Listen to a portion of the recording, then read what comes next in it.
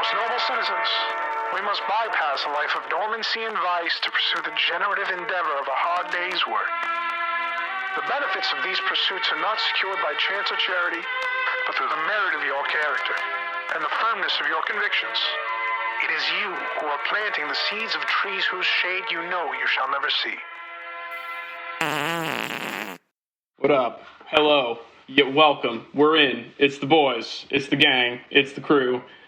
We're here to punish your ears with, your bi-monthly update on the news that happened a couple weeks ago. And at the end of the day, we're going to do our best to have some fun. Not to get you named. Exactly. Yeah, we're analyzing. We're analysts here. All right, but not here to get you. We're also just a couple of working stiffs who are very alarmed by the world we're living in these days. So we're doing our best to convey that while also having, some fun to listen to here. But I was planning to bring some chips onto the podcast to punish the listener with some chewing sounds, because I thought that could be fun. Punish everyone, just to impress on the audience how upset I am. I ate the chips before we even got started because I'm stress eating, dude. It's still got stressful. The dust all over your fingers. I'm covered in chip dust. I'm sweating. I went to the gym this morning and I barely did anything. I felt like shit because I was nauseous almost immediately. Just not a good time. And I guess to start the show, you really sound like you're having a rough one. Oh, dude, I'm having just to start the show too. We are, 2026. What a year already. We can maybe have some time at the end of the show for some 2026 predictions, because I don't think we've done that yet. But overall, we are living through the dress moment, if everyone remembers the dress of the was it yellow, was it blue sort of thing. But instead of color acuity, it's about do you think that this jackbooted thug murdered this woman? Not? Yeah, or was this?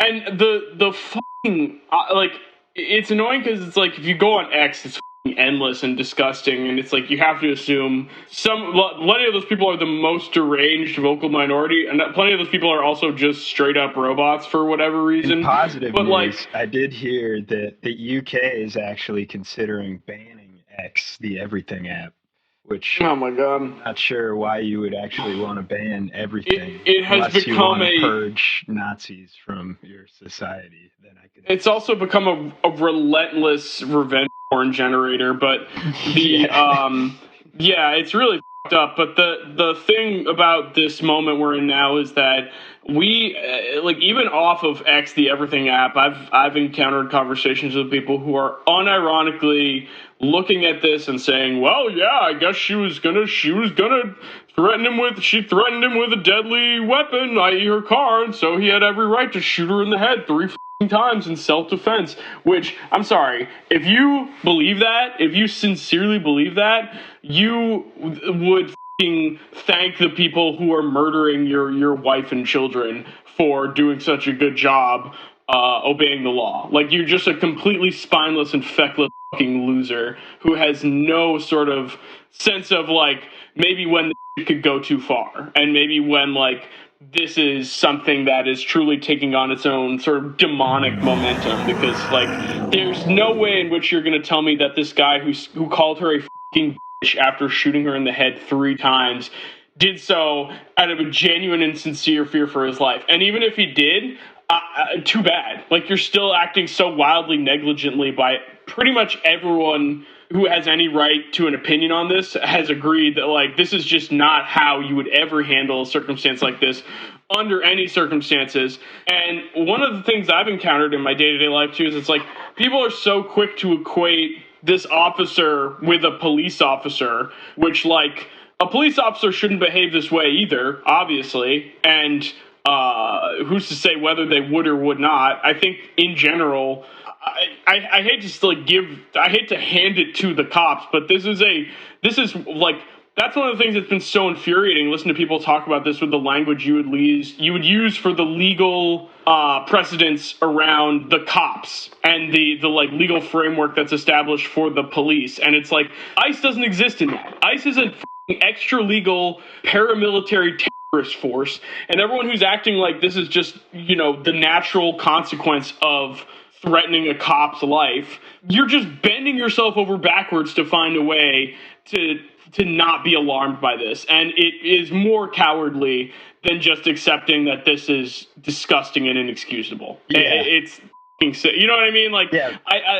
It's so hard to argue though, because it's like you can't be here and be like, why are you already saying that like these people should be treated as the cops? You know, it's like, I don't think so. I don't think we should just accept that a priori, but so many people are already like, they just like, that's the only thing they have to slot that into, is they're like, yeah, the cops, I respect the cops. And it's like, you have to respect the cops. Shut the fuck up. First off, there hasn't even been an official declaration that these people are cops, that we need to respect their authority like cops, because they don't behave like cops. And there's a dichotomy of that if you're going to be a cop, do you flee from the scene of the crime after you've done a crime, or do you stay there and do the paperwork that a regular official officer would actually have to do? You can't have it both ways and say that you're this federal authority that demands respect, but then on the other hand, not uphold any basic things that we would expect from police officers. And then having so many people so quick to let this guy off the hook, to just be like, yeah, I mean, that's, you know, you can't.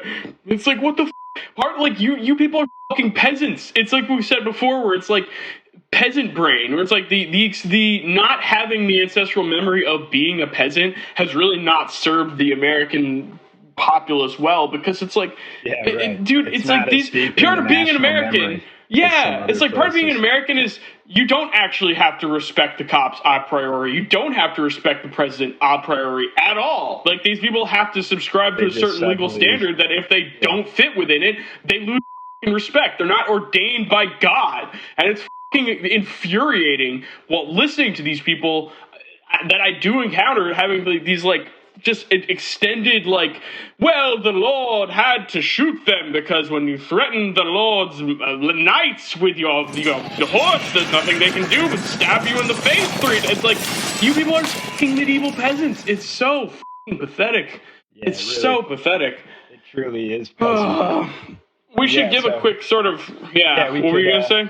Yeah, I was going to say we could kind of go over the whole story. I think it'd be worth even starting as far back as we can, which I think probably goes back to the Somali scandal thing. The Nick Shirley video, exactly. The dump, like, which we didn't even acknowledge on the show, because it's like, I say to people all the time, it's hard to explain this, but I say to people all the time that's like, I truly don't need to parse. I don't need to seek out, like, I find the impulse to seek out resources from every side of the political discussion to be stupid. Like, I honestly, like, I find that enervating and annoying, because it's like, should, like, any piece of information you come across, you should be able to discern the bias of it. You should have your own beliefs too. And it's like, you shouldn't need to hear both sides of the discussion to understand where you come in on it. You should just need to come across the facts, which, guess what? Both sides of the discussion are going to air in their own specific way. They're going to highlight and not highlight. They're going to cherry pick for what they want to see. So it's like, whether you're getting both sides of it or not, it's like, there's a lot of filling in the blanks that you can do by just understanding like the academic process of seeking truth. And that's where I saw something like this Nick Shirley asked. And it was like, I mean, Hassan was calling it a filter, and it's really true. Where it's like, I watched less than 5 minutes of that video, and I was like, this is a moron putting on a spectacle for other morons. Yeah, like, there's nothing to this. The video, basically. So Nick Shirley, what happened? Did you see it, like, in its entirety at all, or like? I saw a good amount of it getting covered too, I think, on Hassan's channel, and it made its way through the left spaces as well, but it really made its way through the right-wing media a lot, to the point where they're so excited about it. This fraud that yet again has racist implications, like the cats and dogs story. They're eating Dude, and cats and dogs. can I just say, it's much like that type of it is fabricated story, but and there so really much is fraud. And the fraud from the PPP yeah, right. That's loans, the annoying thing. It's an atmosphere that is ripe with fraud all over the country due to the nature of the PPP loans, which many Republican and even Democratic politicians abused, like Marjorie Taylor Greene. Yeah, Nick Shirley's ass probably got a PPP loan. Yeah, who got $70,000 forgiven to their quote-unquote small business. And people were doing that left and right all over the place. But the problem with this Nick Shirley video was that it confirmed people's racist preconceived notions that there were different minority groups like Somalians who were committing an inordinate amount of fraud. Yeah, can I just say something too before we go too much further? That's like, I want to just have this on the record, and like I hope we repeat this many times. It's like because I think this is a good like maxim for this day and age, and for the past like 60 years. I don't know why the Democrats can't go here around a coherent message like this, which is basically just, if you sincerely believe that what's ruining this country, what's making it bankrupt, what's making it shit to live in when too expensive and difficult and stressful and miserable at times, what's causing those things is a combination of too many immigrants and too many people on welfare, you're a fucking moron. You're a mark. You're an idiot. I don't respect anything you have to say until you take a second and just do some fucking basic math about this country's military expenditures, and then think to yourself that money could be put towards anything else, and then understand that like everyone who's invested in telling you that immigrants and welfare fraud are what's ruining this country, oh, that's crazy. Billions of dollars to Israel, billions of dollars to this or that gross, disgusting international murder campaign, and yet here they are back at home telling you that the problem is the pittance this country spends on welfare and the people who are gracious enough to try and move here to try and improve this place, instead of the legacy Americans who have done everything to crater this pile of shit, and Donald Trump being among the most. So it's like, if you venerate these people, if you believe these things, if you fall for someone like Nick Shirley, you're a fucking dolt. You should have to get a fucking second GED or something. Like, you're just, I don't know what it takes to fix you, but I don't respect your opinions. It's that simple. Yeah, to get back to Nick Shirley, the story. Yeah. Basically, please. There was this large network apparatus behind Nick Shirley, but just like Charlie Kirk, we saw this Republican machine trying to build a sensation out of it and to say, oh, look at this boy wonder who took it upon himself to do this deep investigation. But it turned out that every part of it was laid out by Republican Party operatives. So he's essentially just going from room to room, being handed documents by one Republican Party operative, then another one, and they're telling him exactly what to say and how to create his homemade documentary, essentially, his expose, I guess, exposing the fraud. And his key witness is this guy who was absolutely obsessed with finding Somali-run daycare fraud. I have quite literally saved America millions of dollars. That's why you saw the mainstream media attack me instantaneously after I exposed $100 million in fraud. Why would they not go investigate the fraud? Why would they investigate the person who investigated the fraud? Where does that $100 million figure come from specifically? Yeah, so you had all the daycares. With the daycares alone, you had millions of dollars in fraud. And then inside of the home healthcare businesses, they were warehouse-styled and industrialized buildings where you had 14 of the same healthcare companies all working within the building, and they could not even give you a rate. We know how expensive healthcare is, and they're giving these companies millions of dollars. And the man David, who's in my video, he's the one who has the statistics and has the numbers on how much these businesses were operating. It is far worse than anybody can imagine. You heard it's 7 to 10 billion and maybe more, and now the numbers have been revised and put out there publicly that they think it's more like 8 billion. How did you come into contact with David? He just messaged me on Instagram, and he said, Nick, I have the information about the fraud taking place here inside Minnesota. I've been looking into it for years. I have somebody from inside the Capitol who has given me the numbers of CCAP funding. I've been trying for years to expose this fraud. Nobody will listen to me. Please give me a call. Has he shown you that data? Yeah, that's what's inside the video. When you see the video and the screenshots of the CCAP funding, that's all straight from the Capitol of Minnesota. So who is David's source? David's source, he has somebody inside the Capitol. And you don't know and who it is? And that's public information as well. Who is it? Who is the person's name? Yeah. The lady's name, I did not work with her. However, the information that was provided, I can't tell you her name right now, but I could find it on X but she's also inside the government there inside Minnesota. But you like fact checked all that and you looked it all up? Yeah, David, all those numbers are straight from the Capitol. So a couple days ago, Minnesota State Representative Lisa DeMuth said that her Republican caucus had been, quote, working with you ahead of your coverage. How do you respond to that? Yeah, I had no idea who she was. And basically their approach to investigating was not doing what a professional investigator would do, which is to call and set up some kind of an appointment with these places. Yeah. They would just show up in the middle of the day and say, you see, isn't this the fact that the windows are blacked out and they won't let me in? Isn't that evidence of something nefarious? And Nick Shirley was actually interviewed by someone, and they asked him, did you come during their normal operating hours when you came to visit? I came at 11 a.m., I believe, and I also came the following day later in the day. The point of it is not whether or not I came at the right time of their operation hours. The point is that blacked out doors, they can't give you any information. You call that number, no one answers. I wasn't trying to go inside, and there should be a way for somebody to actually be able to call that number and somebody be able to answer. These aren't real businesses. But surely you don't think a daycare should just be unlocked. You shouldn't be able to just walk into a daycare. There should be a reception. It is no, every daycare is locked. It has their doors are locked. And so, okay, you bring up a fair point. Then why can't they actually give me information how to enroll a child? Yeah, we don't need to. I don't want to air Nick Shirley out on the. I mean, like, I agree that, like, just the way that he approaches it, as we see with the Republican Party and their conspiratorial thinking. The fact that other people don't go about doing an investigation in this way, to them, is proof of the conspiracy.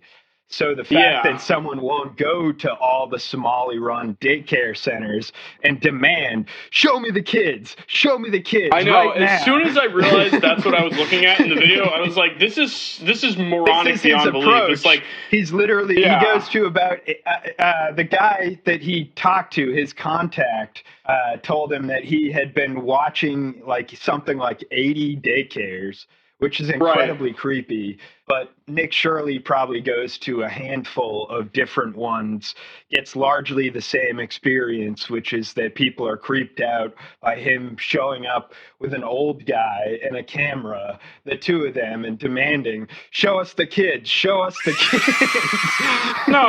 can tell from, like I said, watching so little of the video. Of a conspiracy. Exactly. From watching so little of the video, I can tell that, like, oh, this is literally just, and again, this is from the same people who are representing the same political project that has made it so every single institution of learning at every level has to be basically on, like, military level lockdown because of the way in which they've allowed gun access to run rampant throughout children and just let them drive themselves insane with social media. So Nick Shirley is just a result of this whole process. As they defund our education and as the country becomes less and less media literate, this is the problem that we're going to continually face. Yeah, really, these bad actors thrive off of is people not having media literacy or the ability to conduct a scientific experiment or to validate what is a scientific experiment or not. And this procedure that Nick Shirley goes through should be enough to show someone that this is not a proper way to conduct this kind of investigation. If it confirms your preconceived notion that there is fraud, then that is actually, I think, probably bad. There's a thing I live by that's very true. That's like, if it's the thing you want to believe that you should be the most suspicious of, and I just don't think that like these freaks can even understand that concept. To learn to be skeptical about that and to not turn skepticism on its head, which is what they always do. And we talked kind of around that with the episode about Charlie Kirk and Candace Owens as well, that ultimately what they do is flip the scientific method on its head and say, prove me wrong. There's Steven Crowder literally has a show called Prove Me Wrong. Well, Turning Points USA was also this way of essentially going up to college students, making a provocative statement and saying, prove me wrong, which happens to be the opposite of the scientific method. So we're getting far afield. To be proven wrong, actually. And you actually, the point of falsifying data and going through a rigorous scientific process is that you've actually verified that you could be wrong, which these people don't know how to do. And that's the problem of us falling into this media environment. But this story relates the point to we're getting to, the Minnesota story, like exactly. Now they start to crack down more and more on the state of Minnesota. This whips up a racist fervor that inspires the administration to send their shock troops in en masse. It inspired a phenomenon of Nick Shirley-like influencers who all were looking based on the same incentives of seeing, oh, well, Nick Shirley got a ton of attention by doing this, so I'm going to go to Somali daycares and start demanding this. And so they had basically this decentralized influencer movement of people going around to daycares, which again, like you said, just creates this racist fervor. And it's not that there's a problem with, it's not that people are trying to protect Somali fraud.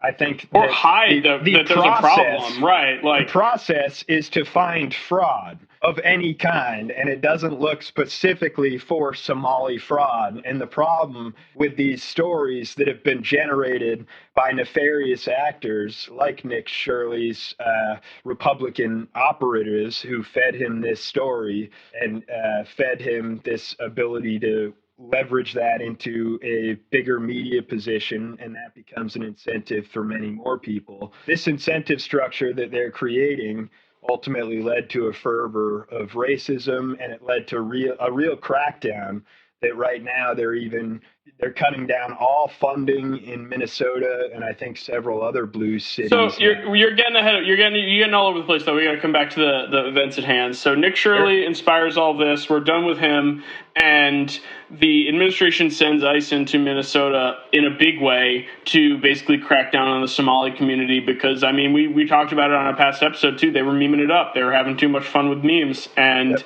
the administration really doesn't take kindly to shit, as we saw with Maduro dancing too, and we'll get there. But the thing that happened specifically, if you have not seen this video, I mean, there's a million different videos of this. That's part of what's so crazy making about it. But on, I believe it was January 7th. So the day after January 6th of all things, and that there's so many there's so many layers to this that it's so hard to keep track because it's been such an emotional roller coaster. It's been miserable. Renee Good and her partner and their dog are in their car, and they're legal observers at a ICE. They're basically knocking doors, doing their Gestapo thing, and they are observing, what's going on. And she's waving on cars past her because she is parked in such a way that she can, see what's happening. And the agent, like an unmarked, so she's waving people past, an unmarked ICE car pulls up and then turns its lights on, and all the ICE guys hop out. And her partner is out of the car filming at this point too, and then they're in this position where the agents are circling them. It seems like one is waving them on, and then another is literally at the door, trying to open it, trying to get her out. Yeah. And they give her conflicting instructions, which was a problem in the past, or many past events, but some that have really stood out in the past of people being killed by police officers. And the problem is that ICE are very much less trained than your average police officer. They're essentially being recruited off the streets. And so they don't have the kind of training or a process of self-reflection in order to learn from past policing efforts that have failed, which, whether you like police or not, at least they have some kind of self-reflective process that's going to determine, oh, that didn't work. And it turns out that in our training, we need to make sure that we're not having our field operatives give two conflicting commands to a person and lighting them up because they're confused in a moment with a gun pointed at them, which is perfectly understandable.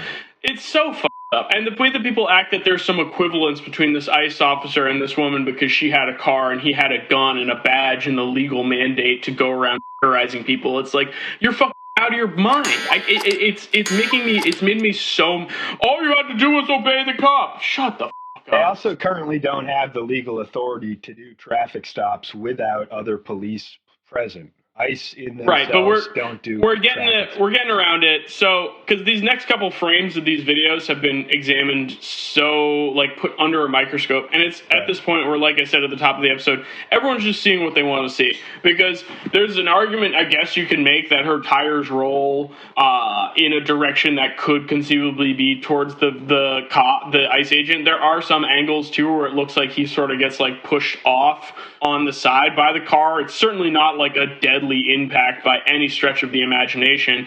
And that's what's so like, that's the fact basically, is that like this happens and then he shoots her 3 times in the face. And the officer had a previous incident in the last 6 months, and JD Vance actually called attention to this as if this isn't a red flag about the officer. If the media wants to tell the truth, they ought to tell the truth that a group of left-wing radicals have been working tirelessly, sometimes using domestic terror techniques to try to make it impossible for the President of the United States to do what the American people elected him to do, which is enforce our immigration laws. The President stands with ICE, I stand with ICE, we stand with all of our law enforcement officers. And part of that is recognizing that you people in the media, not everybody in this room, but many people in this room have been lying about this attack. She was trying to ram this guy with her car. He shot back. He defended himself. He's already been seriously wounded in law enforcement operations before, and everybody who's been repeating the lie that this is some innocent woman who was out for a drive in Minneapolis when a law enforcement officer shot at her, you should be ashamed of yourselves. But there's the automatic presumption that every officer, as he also said, every ICE officer has qualified immunity right now, which gives them the presumption. Because your job is so stressful and people don't like being kidnapped. No matter what, scary. They're in the right. We can't assume that any one of them on the individual level would ever make a mistake. And so JD Vance said he said that this officer was already scared from the past time. He was scared. He dealt with a car driving, and he got dragged, and he got some stitches. And I believe the story allegedly is that he was holding onto the back of a car, which again, this is the deal too. Belies a lack of training. But he says, no, presume every single ICE agent that was hired off the streets in the last 2 weeks, they're all completely qualified, hired directly from the January 6th gang and the Proud Boys and different terrorist groups, essentially. And these guys recruited all to this agency. Yeah, we have to just assume that they're all completely infallible. Yeah, the people that would respond to those ads that have been posted, we have to assume those guys are all individually infallible, even when other police officers say this is not good policing work. And to dovetail on that about other police officers, that's something that, like, if you encounter one of the people defending this in the wild, these are the 2 points you can bring up, and I'll have a third at the end of this, which is that, like, first off, if anyone who knows about this kind of and like de-escalation in particular, what they have said, and it seems to make sense because you can see this all play out in the video, is if you genuinely feel threatened by a car driving at you as a law enforcement officer, you don't shoot into the car, because what the circumstance you're most likely to create you're probably not is that they just drive off in your other hand. Oh, don't even, dude, we'll get to that. We'll get to that.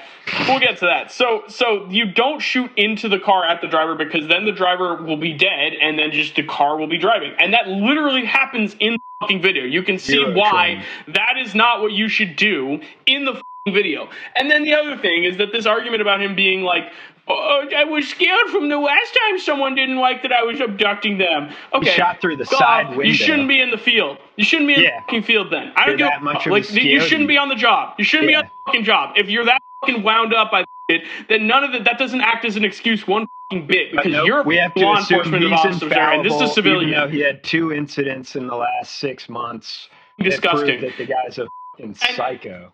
I'll send you this article, dude. I'll send you this article. It's from a 2013 study about Customs and Border Patrol officer behavior. That, like, this is why I put subconscious motives on our outline, because there was a study done in 2013 about Customs and Border Patrol officers and deadly engagements, and it turns out that what happens a lot of the times looks like this, because at the end of the day, it's like, you have these people who, like, I'm going to try and describe something really complicated, because it's not about what someone wants to do. It is about who they conceive of themselves as and how they see themselves as the most powerful.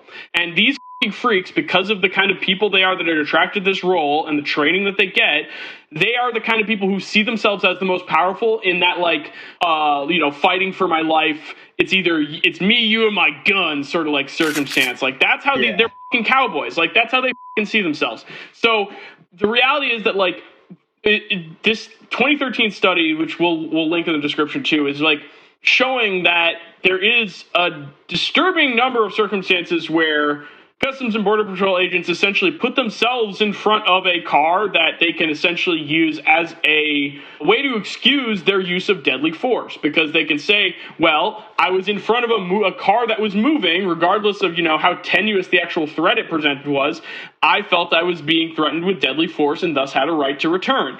And so, like, again, it's not about the idea that, like, these people are throwing themselves in front of cars so that they can kill the drivers. Like, I don't think that it's that simple at all. But I do believe that they are putting themselves in situations that are dangerous deliberately, and then not avoiding situations, not looking for maybe less dangerous options. Just like that guy who came out. You could see it happen. You could see what this motherfucker did to Renee Good, because it's like, you can look at that, and if you think the only thing that motherfucker could do that's excusable and okay is to blow her away with 3 shots, you're out of your fucking mind. There's 16 other things that could have been done, including just not firing your gun because she was clearly driving away.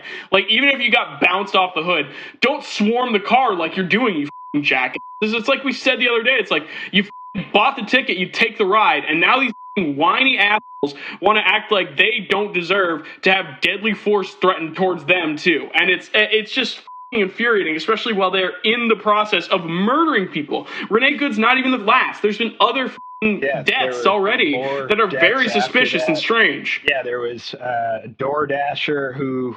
Did you see that one? The DoorDasher who ran in the person's house? That was pretty horrifying. The Ogala, there's been a Native American tribe. It's claimed like 6 people got took or something. Wow. There was 2 people who were shot, I think in, it may have been California. But yeah, there was basically, I think, there were reports that the police officers, or that there was a dispatch call where a woman was shot in the chest and her husband was shot in the arm twice and was making the phone call. Stage at your discretion, police are en route. It looks like caller saying that he was shot twice by ICE and his wife was shot as well. Your top group is going to be Ops 1, Engine 7 with Medic 314 and Medic 321 with police en route. This will be a shooting at the Brea Apartments, 10 Northeast 146 Avenue. They have a male who was shot twice in the arm and his wife who was shot in the chest. And then in Iran, too, there was a massive shooting of peaceful protesters that Donald Trump actually tweeted in support of. Well, it seemed I'm gonna, before we go international, because that's where we're going next, but I just want to drop one interesting little bit about. I was talking to you about this before. About I caught Ron DeSantis on, I think, Fox or something, talking about this, and it was actually really interesting. Not to give Ron his flowers or anything, because I still think he's an inveterate loser. But the case Ron made was basically that, like, hey, if you're obstructing traffic, your life is forfeit. because that's basically that's already been a law in some states, right? Like exactly in Florida specifically. Like Renee Good would have had every legal like, right to blow this dude away to the national conversation, like proudly. So funny. I brought the idea that you can kill protesters with your car if you're tired of waiting in the traffic that they cause.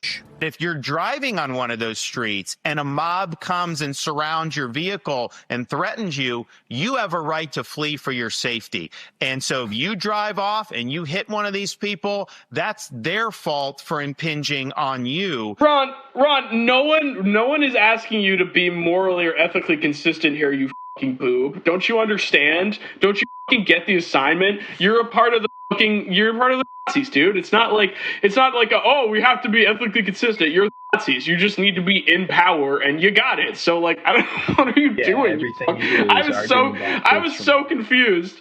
I heard him say that, and I was like, this is why this guy is such a fucking loser. This guy has the like survival instincts of like a krill. Like, this is like, what do you mean, dude? Like, God. So we've had several people, including the man at the top. You should talk to JD Vance. We've had several people, including the man at the top, suggest that they don't have to abide by international law. There was headlines generated from an interview with Trump where he said that they asked him, is there anything that limits his power? And he said, is there anything that could stop you if you wanted to? Yeah, there's one thing, my own morality, my own mind. It's the only thing that can stop, and that's law. Very good. I don't need international law. I'm not looking to hurt people. And then there were other conservatives, like this conservative Will Cain, who said international law isn't real. Well, before we get on to all that too, did you have any closing thoughts on Renee Good? Did you want to say anything about the address from JD Vance? Because that's something we hadn't talked about. But JD Vance, the last thing I want to say, were pretty controversial. I guess the last thing I'll say on the subject is they seem to be really handing this off to JD Vance to handle a la Kamala Harris as the border czar. So that kind of speaks to what they understand about what a fucking radioactive issue this thing is. Because it's, you can play victim all you fucking want, but everyone can see what you did, and it's that simple. Yeah, so really I don't know. This event is like a Rorschach test, basically, that you're going to see what you want to see, essentially, in it. It's a political Rorschach test, and I think we're well past the point, but this seems to be one of the most decisive events now that people are saying you either see it or you don't see it at this point. Yeah. And it was even so shocking that Donald Trump himself, when he saw the footage, the rumors are that he finally, even though he sent out a tweet in the very early hours after the shooting, he said that there were agitators on the scene and that she ultimately was at fault and the ICE agent was just protecting himself, and he hadn't seen the footage yet. And then there was reports that a woman who may or may not be his mistress, it showed the footage in the White House, the Resolute desk, and he was shown the footage on a laptop, and he said, "Oh, I hate how this looks," or something like that, and admitted that it looks terrible. And so the reality is that even Donald Trump, when you see the incident with your eyes are going to believe what your eyes see.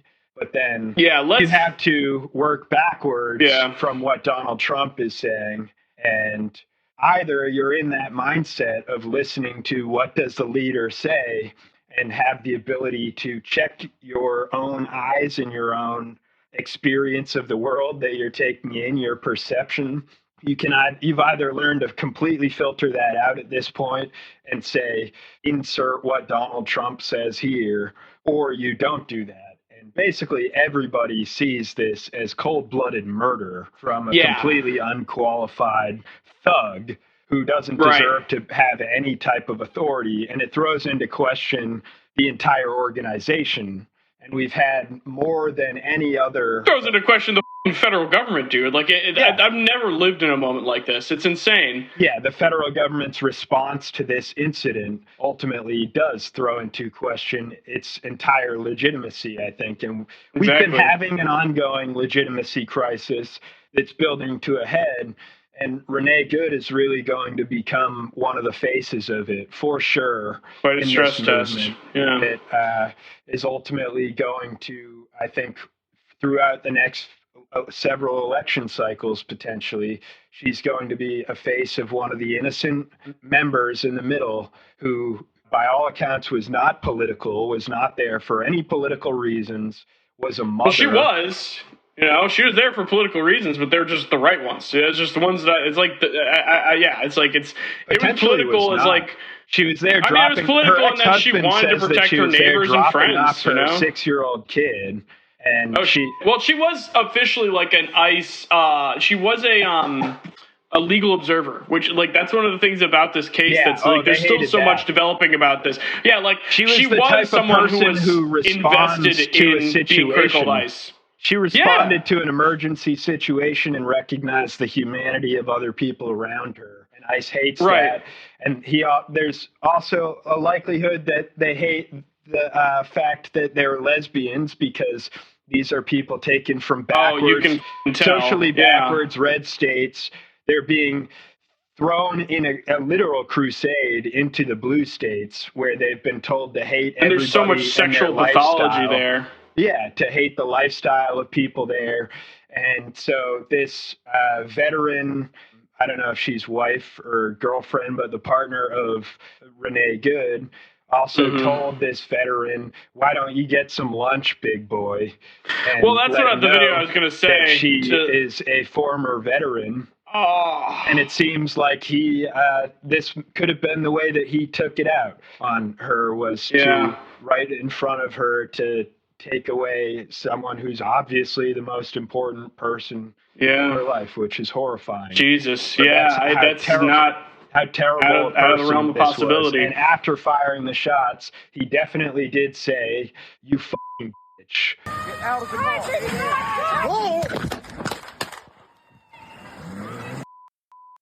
Yeah, let's just cover that as like the end of this whole segment, which is that there's a lot of videos of this. To him, the last words she probably ever said were, "It's okay, man. I'm not mad at you." That's fine, dude. I'm not mad at you. Yeah, that's what I was going to say, is that there's a lot of videos of this from a lot of different angles, but one of the last ones we got came directly from the killer's phone. You see him filming everything as he's, seemingly preparing to murder her, because you even see him change hands so that he can reach for his gun after she has turned the wheel to not be facing him. But it's like my co-host just said, her last words in the video are, "I'm not mad at you, dude. It's fine."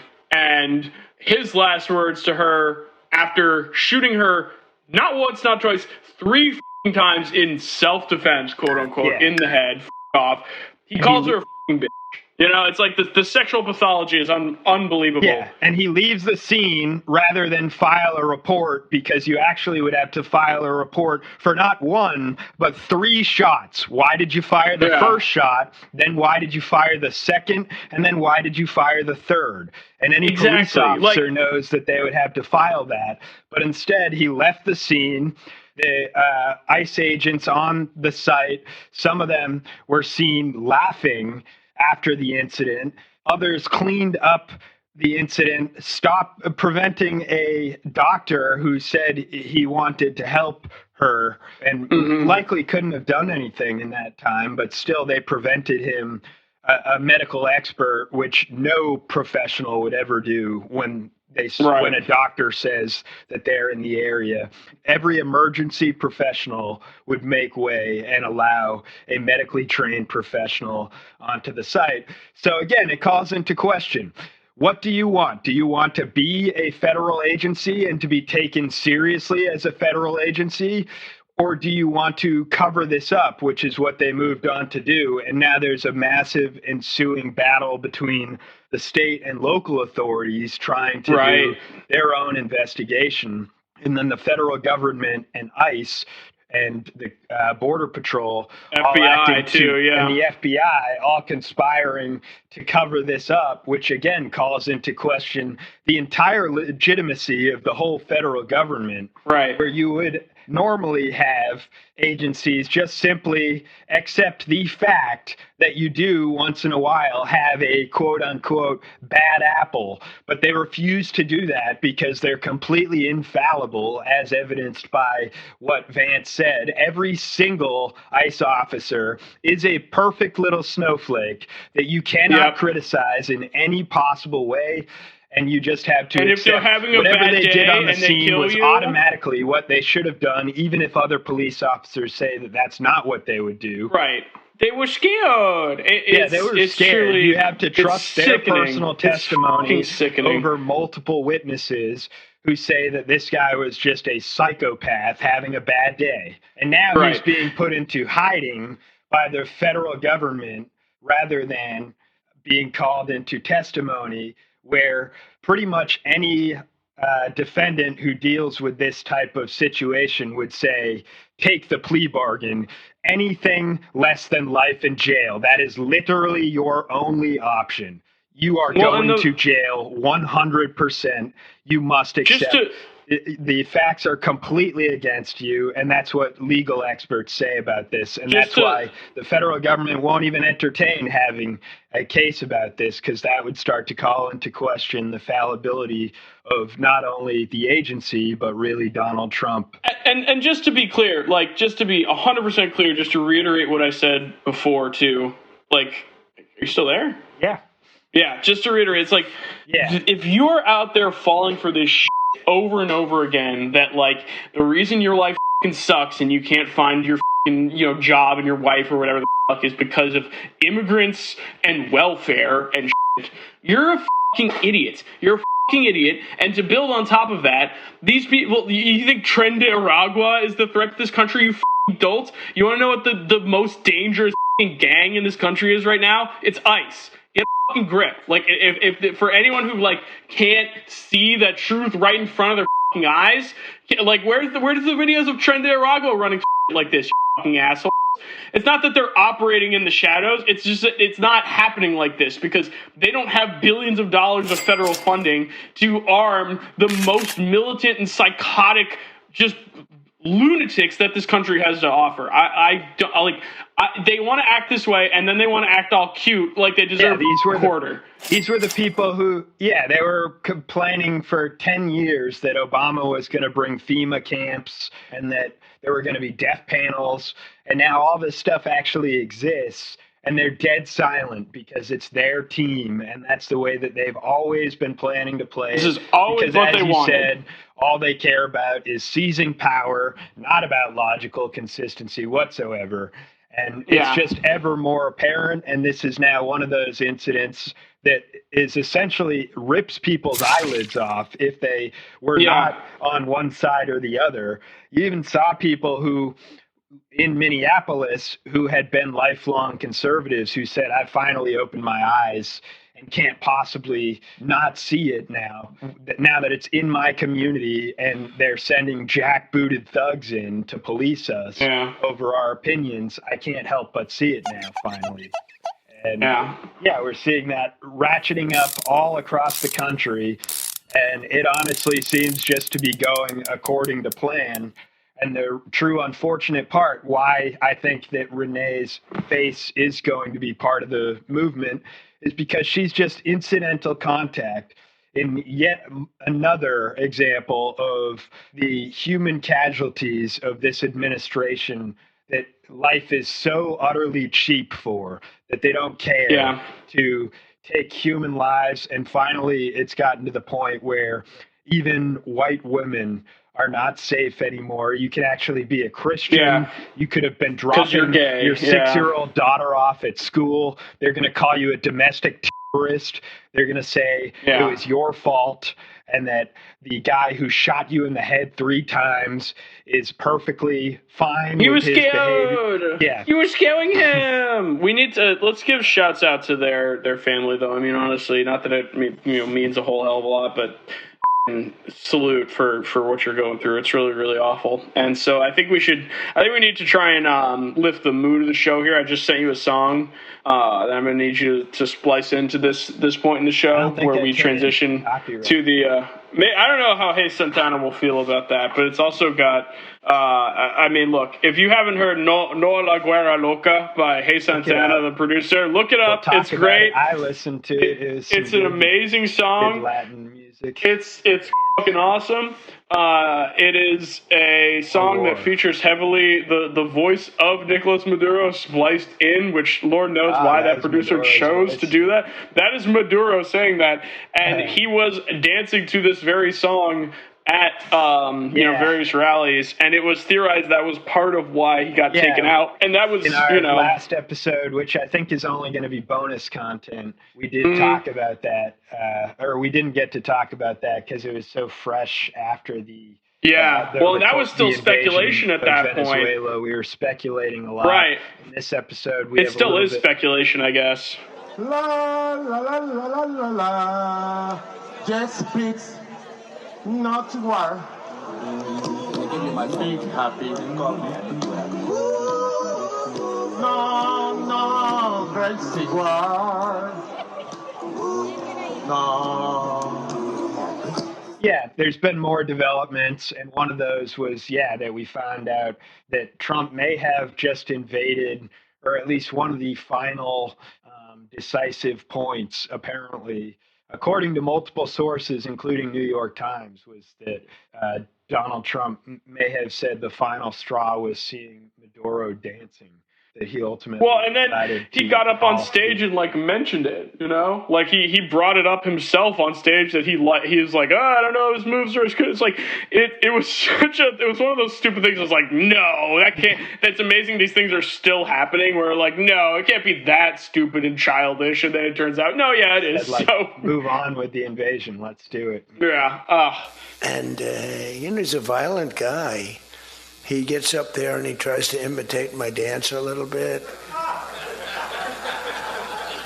But he's a violent guy, and he's killed millions of people. Insane. And as we were talking about the international, we were getting to talking about international, and the MAGA movement at large is now saying, with Trump at the very top saying, we don't believe in international law. They're just finally saying that, even though we could have suspected that. And if you were watching our Florida series, you already knew that. But they're finally saying it out loud now.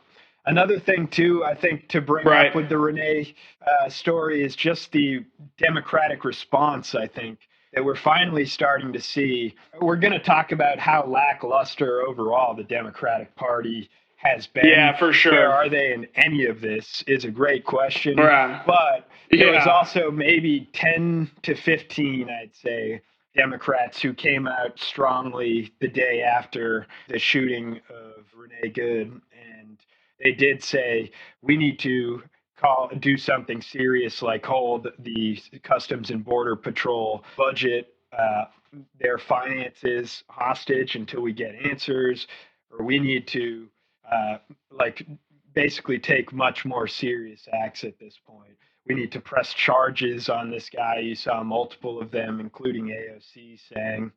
And I think more and more we're going to see her becoming kind of a rallying cry around the Democratic Party, because it's now easy, I don't think we should in any way cheapen her life. It's a real story.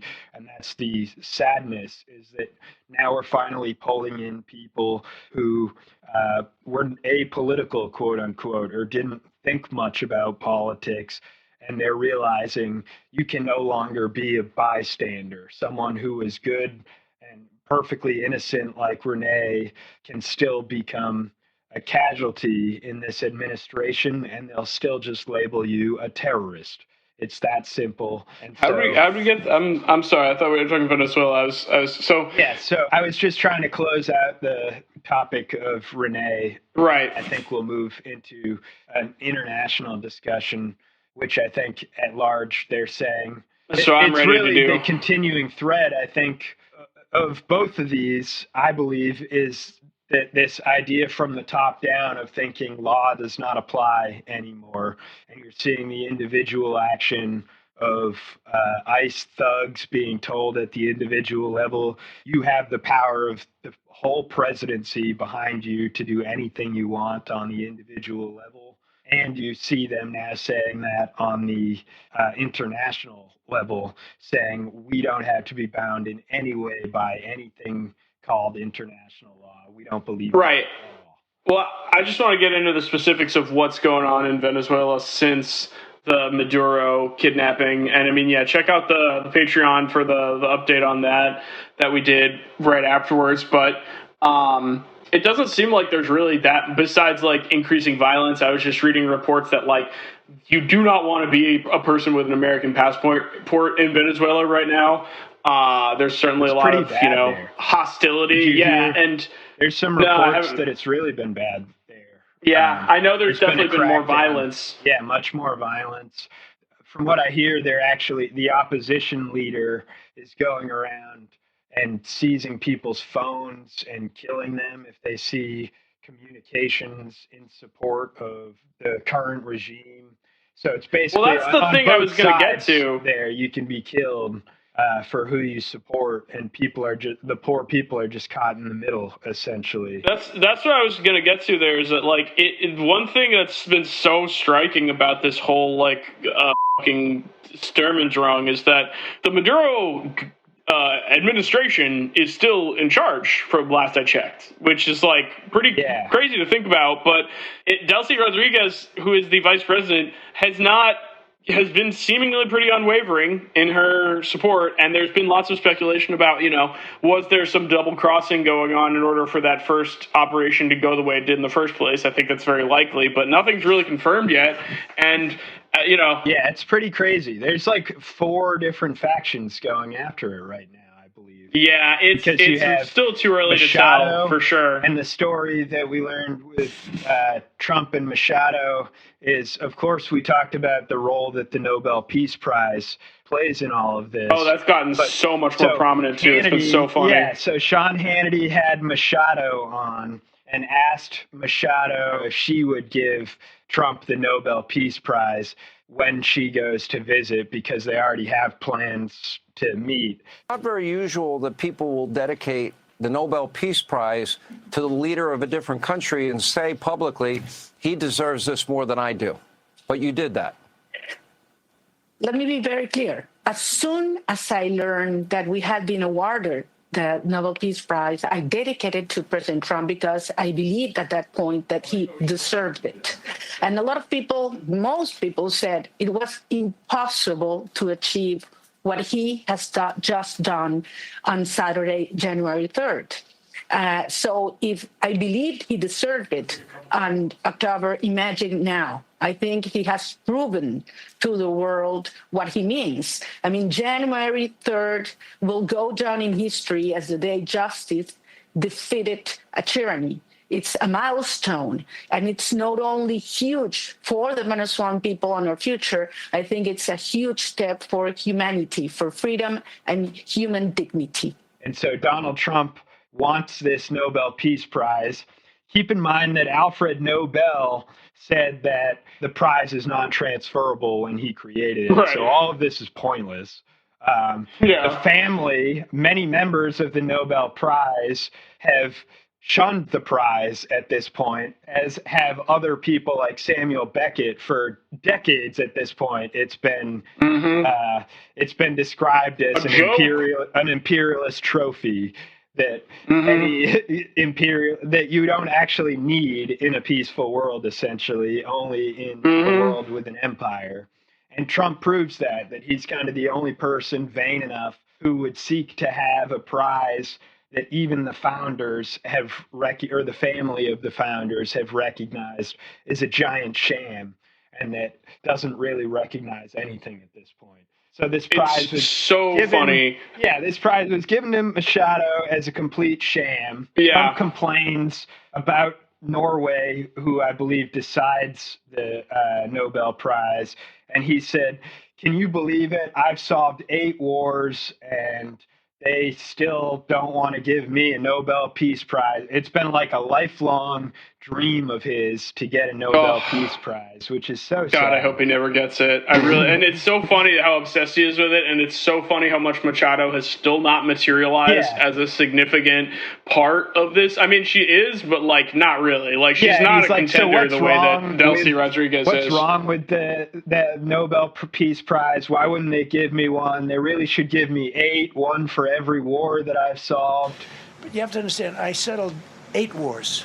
I've had every one of those wars, every participant wrote, I didn't ask them to do it. They sent in strong they make recommendations for that. But I settled 8 wars. No president's probably ever settled 1 war. I don't know, think of it. I did 8. The reason I do it is because it's easy for me to do.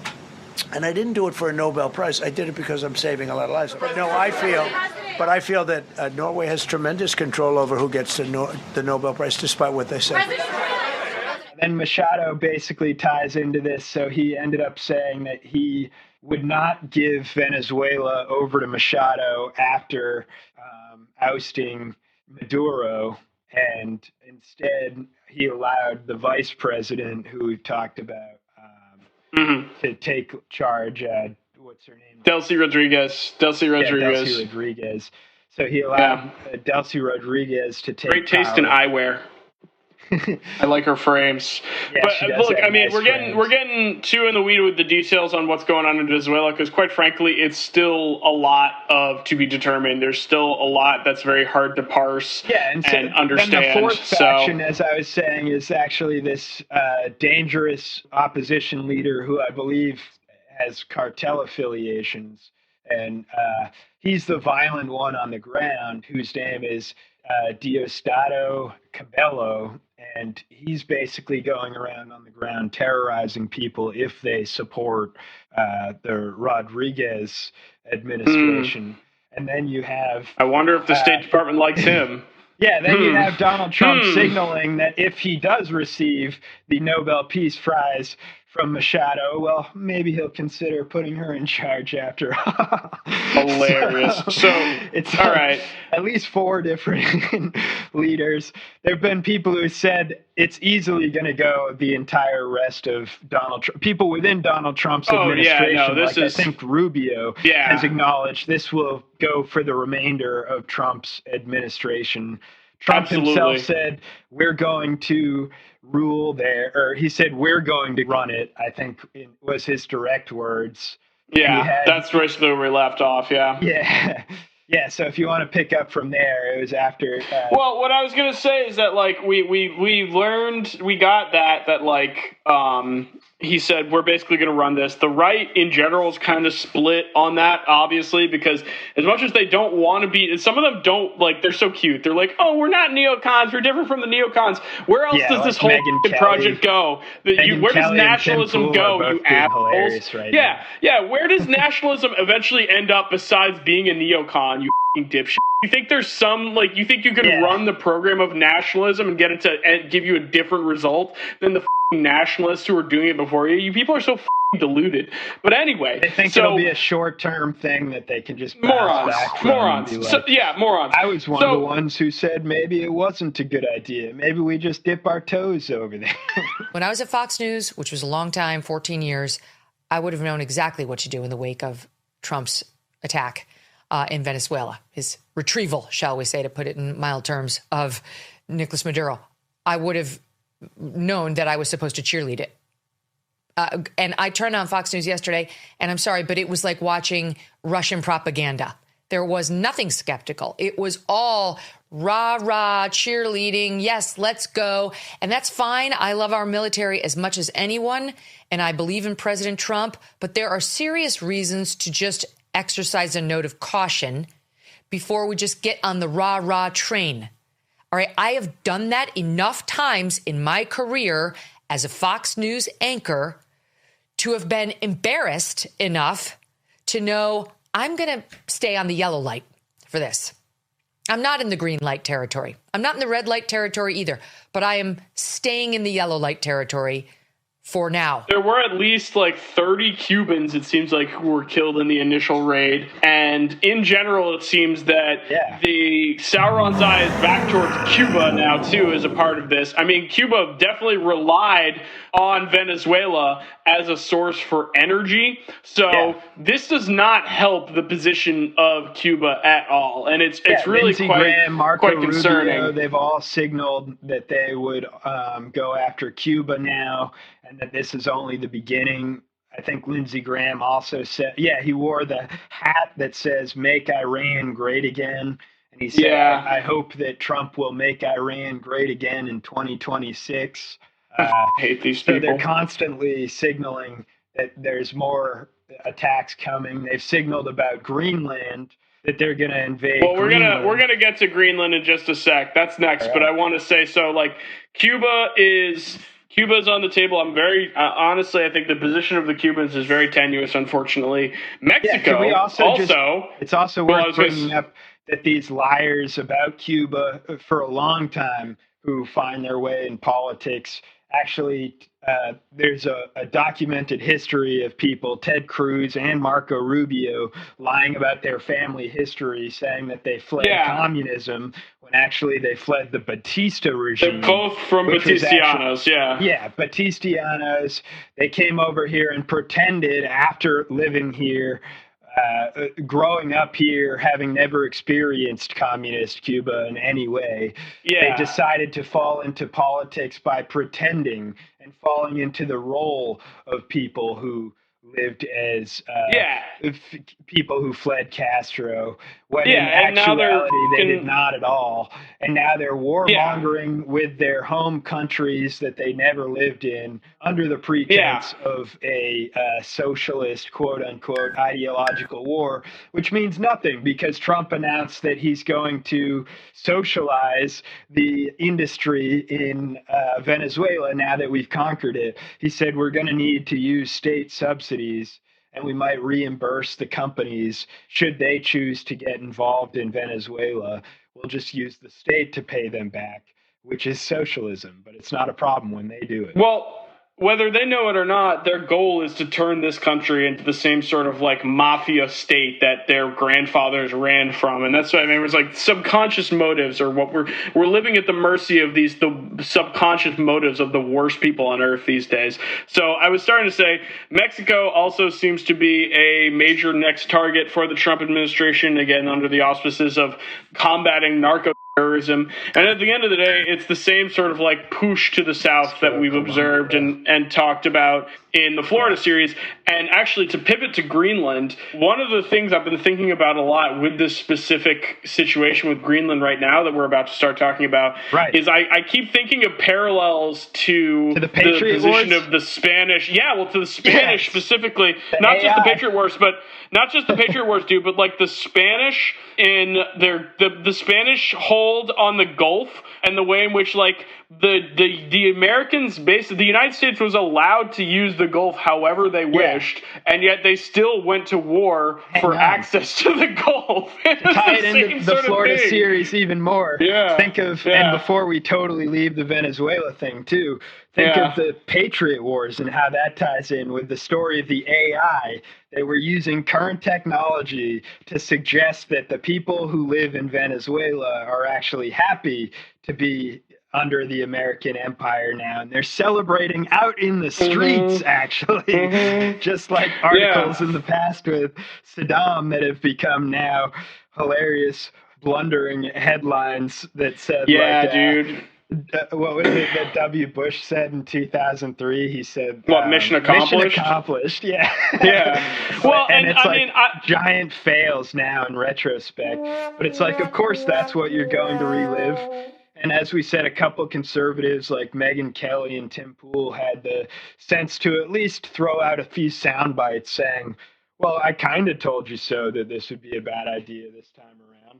Yeah, that's kind of all that they're going to say, while passively accepting whatever Trump actually decides to do. So, yeah, if it's Greenland, we should mention, if it's Mexico, if it's Colombia, they're in, whatever, Cuba, go for it. Yeah, we should mention, too, the level of celebration by Venezuelan expats and Venezuelan Americans was pretty large, it seems. But I got to say, too, that, I understand it's fine. You guys, it's your country. You can feel however you want about this guy being deposed. He wasn't terribly popular in country either, to my knowledge. He certainly had his, detractors. But more important than anything else, I don't think you guys are going to be feeling quite so celebratory in a year. I don't think you're going to have January 7th as Venezuelan Liberation Day for a very long time. I think that's going to be something that unfortunately will twilight, and you might not feel like dancing in quite the same way this time next year. So we'll see. But on to Greenland. That's the goal for the American empire, right? We're getting Greenland. I mean, yeah. Again, it confirms the American technate theory, and Stephen Miller's wife, Katie Miller, even posted a picture of Greenland with the American flag on it and said soon or something like that, which the world reacted to with disgust. But it turns out Katie Miller is actually hired by Elon Musk and is one of his employees. So there is a continuing tenuous connection around the notion that, Elon Musk's grandfather is one of the founding members of the American technate, and they do really want to have this entire region, including Canada, Greenland, Venezuela, Colombia, Cuba. He's constantly posting about how just publicly posting that Rhodesia was better off before apartheid. Like, this man, I hate him so much. That other tweet he shared was pretty insane too, where he said if white people ever lose power, then minorities will kill them. People so much. Which is the exact opposite of. In February, I plan to read for Black History Month. Doing a little plug here for an upcoming reading series on Martin Luther King's letter from a Birmingham jail, which I wanted to read last year and didn't get a chance to. This year, I'd like to. So, gonna plug that and gonna try to share that. I think it would be great to analyze that piece. And it really does say the exact opposite of this idea that Elon is expressing. Martin Luther King's notion of justice was that once the oppressed finally rise to power and oppress their oppressors, if they impose onto them laws that they also would abide by themselves, then that's just justice. And to Elon Musk, that is an existential threat. They say that's white genocide. That is, wherever it's happening, it's the biggest existential threat. The constant drive in the fascists that we have to do it to them before they do it to us. That's just always something they believe. But the more important thing, the thing I want to get to, or at least I want to try and, there's so much about the way in which the EU figures into all of this with Greenland and with the Venezuela toppling as well, and the Ukraine war. But I came up with a really pithy, sort of two-line phrase to explain the whole phenomenon, and we'll get into some detail here with whatever time we have left. But I feel like this is all you need to know, listener. EU cucked, Ukraine fucked. It's the there you go. That's kind of what's going on, man. I don't know. It's just like the EU is absolutely pathetic in its response, in its selective application of what is national sovereignty and what is not, who gets to have sovereignty and who does not. They're obviously just total fucking vassals to the United States, and that's the cucked element. And then Ukraine being just the of the various imperial wars of the modern American era, being the oldest neglected child is kind of where they're at right now, where it's kind of at a point where they just I guess to use a metaphor describing the president, they've aged past adolescence, so he's no longer attracted to them. But the war is more than 16 years old, and so he's not attracted to it anymore. There you go. That's my understanding. It's a short window, that young girl that he saw at the escalator, and he said, "Yep, I'll be dating her one day." Alleged. It wasn't alleged. It was on film. I'm going to be dating her in 10 years. Can you believe it? Well, what I was going to say is that, like, the way Zelensky has been trying to shoehorn himself back into this discussion was with a very, I found kind of interesting claim that it's the way a lot of people are acting about their political enemies, where it's like, you did Maduro, how about my guy? And his guy was Ramzan Kadyrov of Chechnya. He was saying that now the EU should do the leader of Chechnya next, which, like, sure, dude, let's start Chechen Wars 2.0 with the like, what? Like, how is that going to go, Zelensky? Well, and this is the other line you can take for anyone who is celebrating the Maduro stuff. It's like, how about let's do Netanyahu next, huh? See where they land on that. You know, it's like you can maybe find some common ground there, because realistically, like, that's what should be done. But yeah, since we're just ousting leaders, right? Exactly. Why not Netanyahu? Why not, huh? So. I don't know. Start with the worst ones first. I think we've covered a lot of the news stuff here. I just sort of want to talk about the Dems now to round out the episode. Do you have any other news hits you want to touch on before we talk about where are the Democrats? For news, no, I think we can move on to the Democrats now. Yeah. We did the damn news. You know what? We're fucking Sorkin characters today. We covered the news. All right, you listener, you're better informed now. Maybe, probably. I don't know. Hopefully, it feels like it. But yeah, in all of this fracas, in all of this madness, where are the Democrats? There's also a lot of shifting alliances too, like among staying with the UK, like internationally. Yeah, internationally. I guess I could bring that point up. Well, you know, actually, here's a big one. Within NATO, France, yeah, UK, exactly. Germany. Right, that's what I was going to say, too, is that Spain also announced a desire to leave NATO, at least last I checked, based on the whole, toppling Venezuela. Yeah, so just so many shifting alliances, mainly, I think, started by the open aggression of the U.S., that if the U.S. is just saying fuck it to national law, then the rest of the world has to respond, knowing that that was a massive signaling event. And right.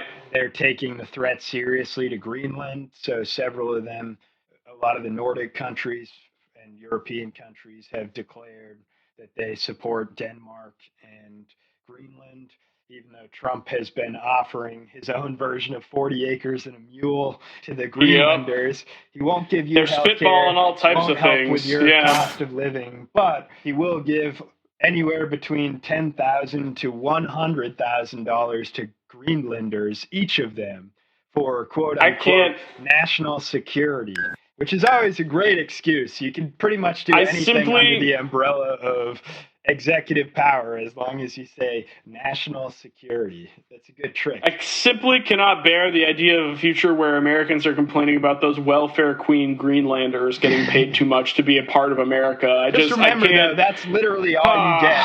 Just like the checks that Elon was going to give you with Doge. He's like thinking people are suckers enough to think, hey, you want a one-time check in lieu of regulation, permanent regulation? We are suckers. I forgot about that instead of a entirely. Consumer Financial Protection Agency, would you like a one-time check?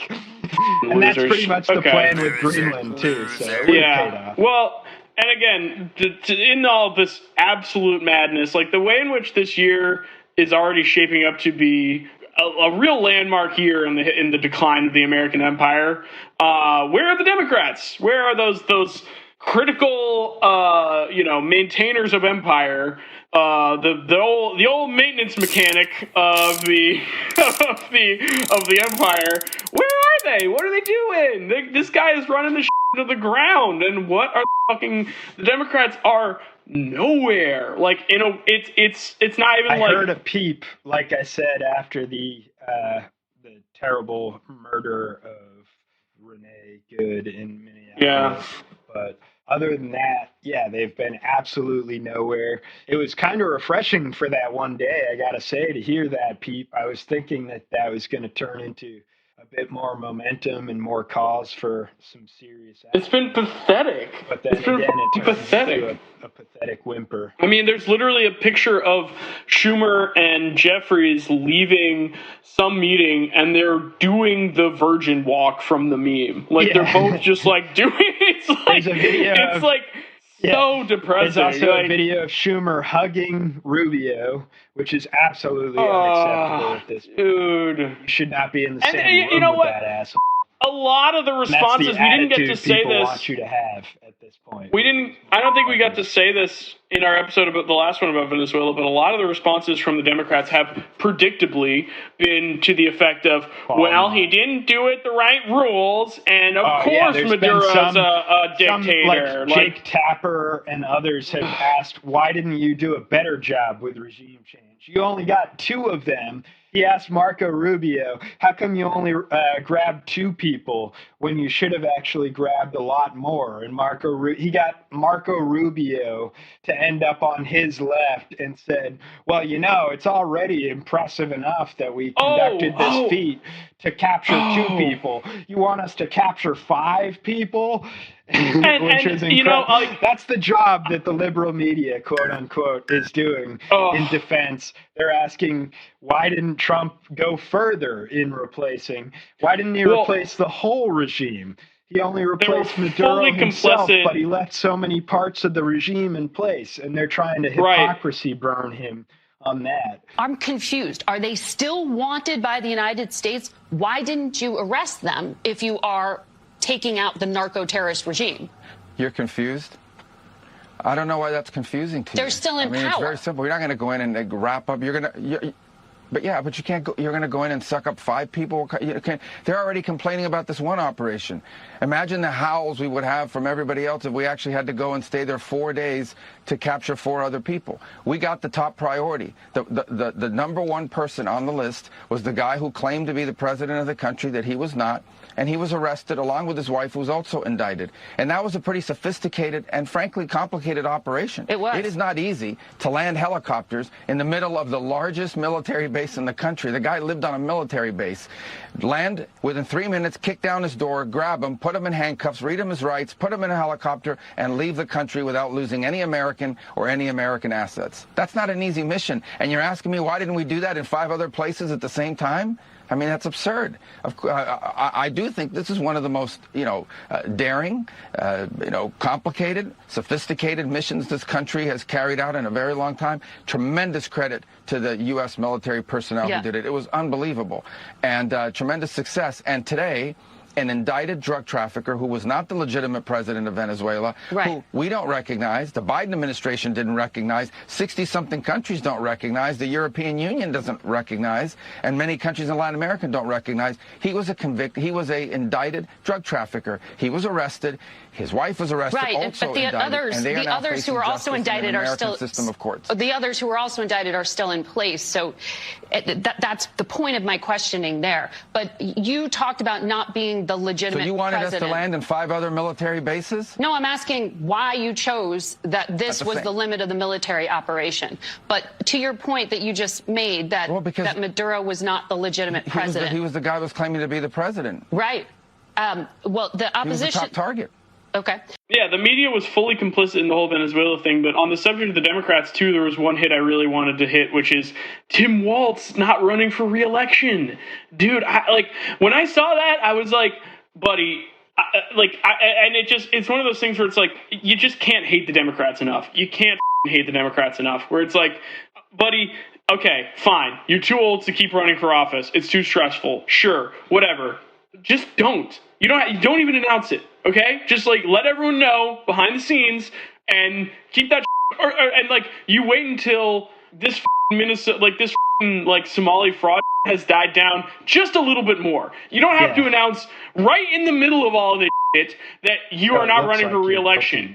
Yeah. Yes, that's what pisses me. It's like, you guys, are you incapable of acting like you're not the guilt? Are you incapable of just acting like it's not all your fault? Is that something you're just because you're trying to be a responsible part of the solution doesn't mean you have to act like a dog with its tail between its legs. It's the same as like how Al Franken ultimately resigned way back, and it's like, you're doing the adult responsible thing, but politics is not a place for adults. Obviously, all of them are child sexual predators. Yeah. So why are you resigning for doing a boob gesture? Like, get the fuck out of here. Thank God you held your proprietary for the cabal of pedophiles that would overawe you politically. I guess that was a really worthwhile thing. Who the fuck is even in that seat now? Is it still a Democratic seat, or did they lose it? I don't know. I think he was Minnesota. I don't know. Right? Al Franken. Oh, maybe he was. Yeah. I mean, look, Minnesota, shouts out to anyone in the streets right now in Minnesota. There are a lot of people protesting.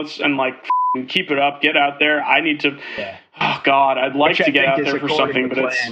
Because all of this just seems too on the nose for Project 2025, that it just seems, unfortunately, a person was going to get caught, or maybe many people are going to get caught as incidental contact when you tell individual agents you're more powerful than any other police officer. Absolutely nothing you do could ever be And your mission is critical for the safety of the society. Yeah. People can't live happy lives if their neighbors are immigrants who don't have their paperwork in order.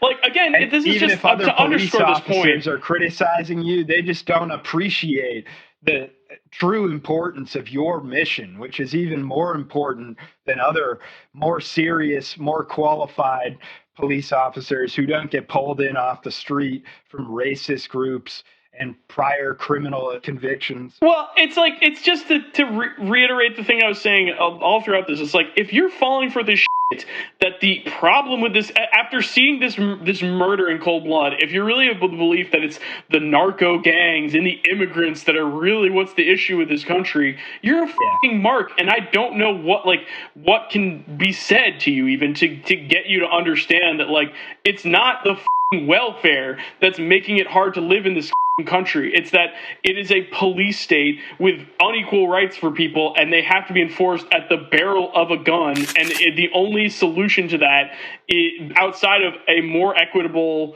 social program that's built at the expense of some of our wealthiest people in society, is to just constantly turn us on each other like rats in a box. And like, these big muscly heads are just so torqued up and ready to murder, and it's terrifying. Yeah, and speaking of big muscly heads, if you're in that reality of big muscly heads, you probably listen to Joe Rogan. And Joe Rogan said recently that he thinks that the Trump administration's mass deportation policies and their random bombing of fishermen in the Caribbean specifically is helping to deal with the drug overdose crisis, because the numbers have been declining.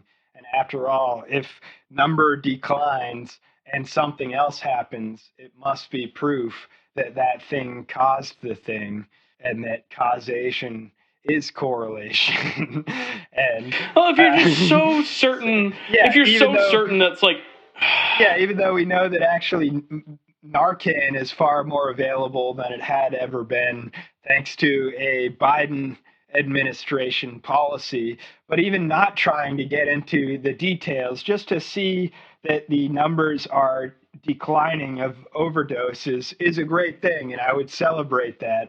But to say that it was caused due to the random killing of fishermen means that you're already deep in this worldview of you just were looking for any reason to justify it, anything to to confirm your prior belief. What you already believed. And if you believe that, then you'll be very thankful to know that the Cartel de Soles is gone, finally, which is the cartel, the dangerous cartel that Maduro was in charge of, that they said for months that he was the leader of, and they put a $50 million bounty on his head.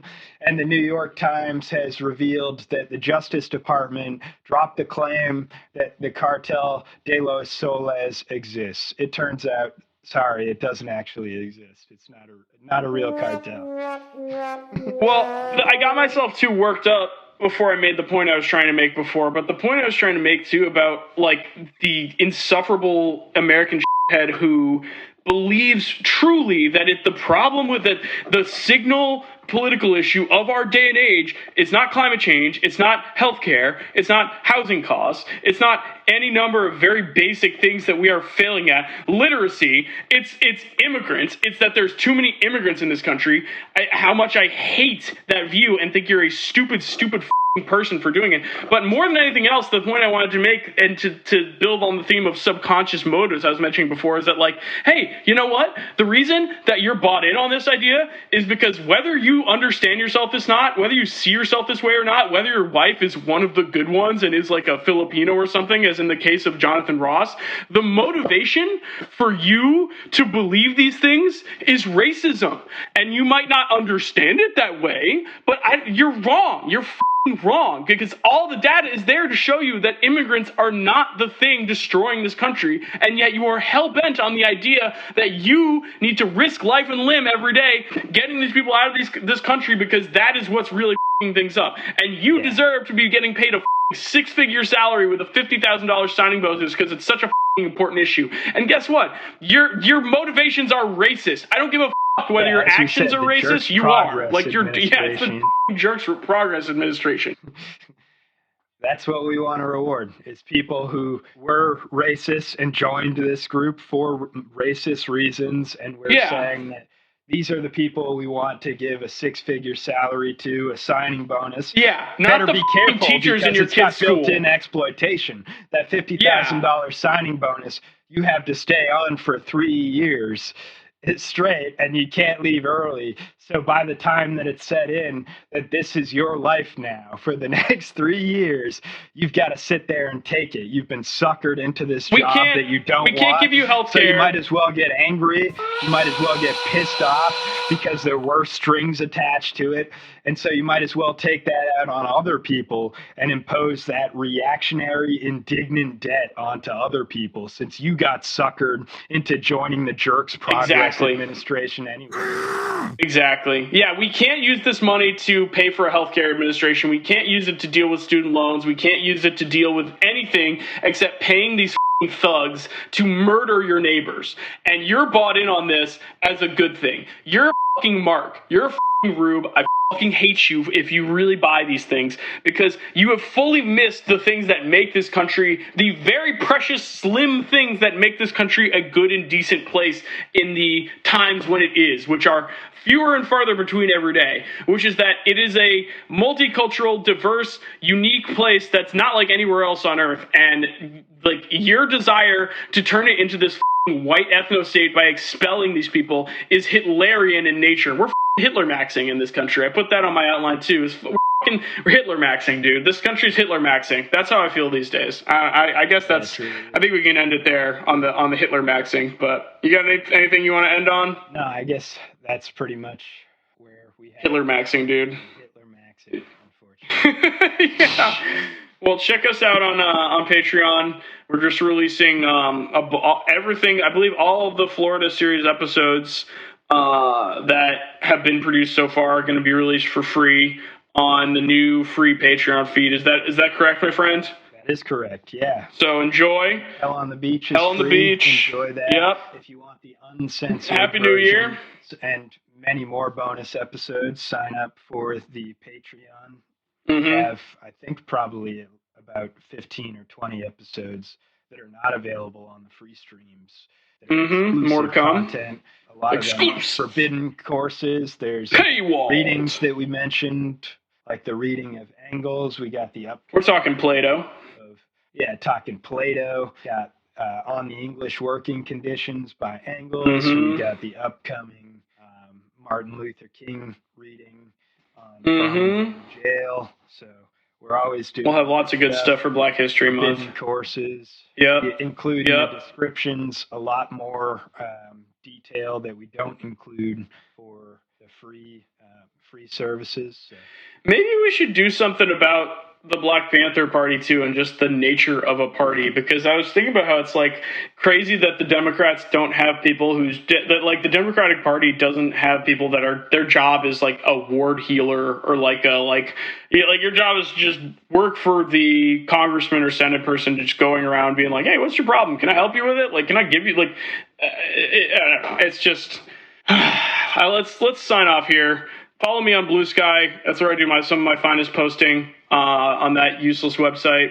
And yeah, maybe we'll start Instagram in the new year too. That's a good way to drive engagement or something. We want to do a big ad push on the Daily Wire and Ben Shapiro and them, because we figure We got to help them out. we figure they're hemorrhaging audience, so we figure they probably don't have great advertising relationships right now. It's podcaster to podcaster. We just want to do what we can. Yeah, I think the ad revenue in that market is a buyer's market. So we can basically just offer lower and lower prices. And I also like that idea of just pushing down the value of Ben Shapiro's ad revenue. We're lowballing them, if nothing else. Yeah, we're going to lowball it. I think if nothing else, the goal is to waste their time and devalue their advertising.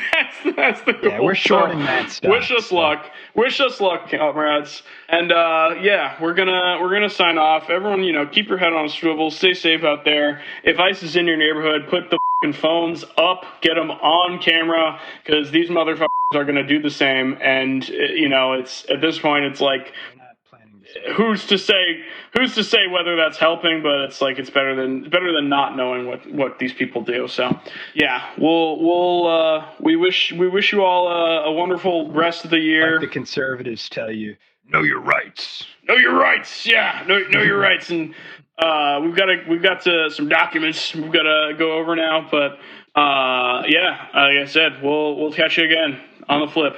Peace.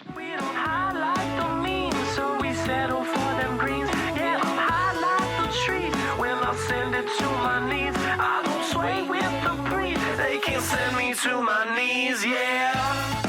Don't stop. You can't shake this off. Don't stop.